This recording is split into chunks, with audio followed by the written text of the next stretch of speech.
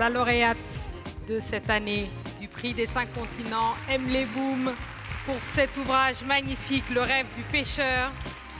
Alors, joie immense d'avoir eu ce prix prestigieux, ce prix Monde, qui montre à quel point le français est vivant, à quel point il nous relie, et à quel point la littérature n'a pas besoin de frontières. La littérature traverse tous les lieux et les frontières. Le livre s'appelle Le rêve du pêcheur. Il a été publié en janvier 2024 aux éditions Gallimard et il raconte en miroir l'histoire d'un pêcheur du Cameroun dans les années 60 et son petit-fils plus tard dans le Paris moderne. Et puis leurs histoires un peu en miroir et leurs déboires. Et puis surtout, la question fondamentale du livre, c'est qu'est-ce qu'on fait de nos histoires ? On parle d'héritage traumatique, mais moi je suis persuadée qu'il y a aussi un héritage de joie, de lumière et de survie. Et comment est-ce que tout ça fonctionne, même quand on n'a pas eu le temps de les transmettre correctement.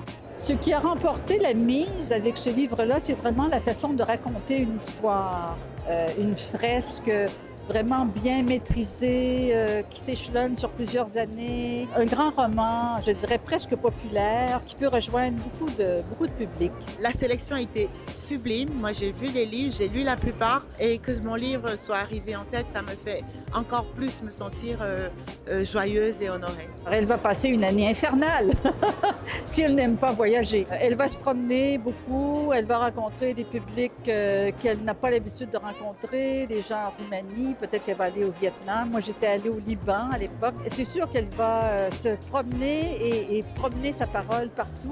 Et elle va recevoir énormément de réactions et d'amour.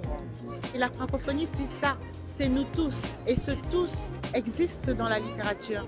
Je veux dire, il y a plusieurs lieux de francophonie. C'est ça qui est génial. C'est la fluidité des espaces, de cet espace, qui le rend tellement puissant.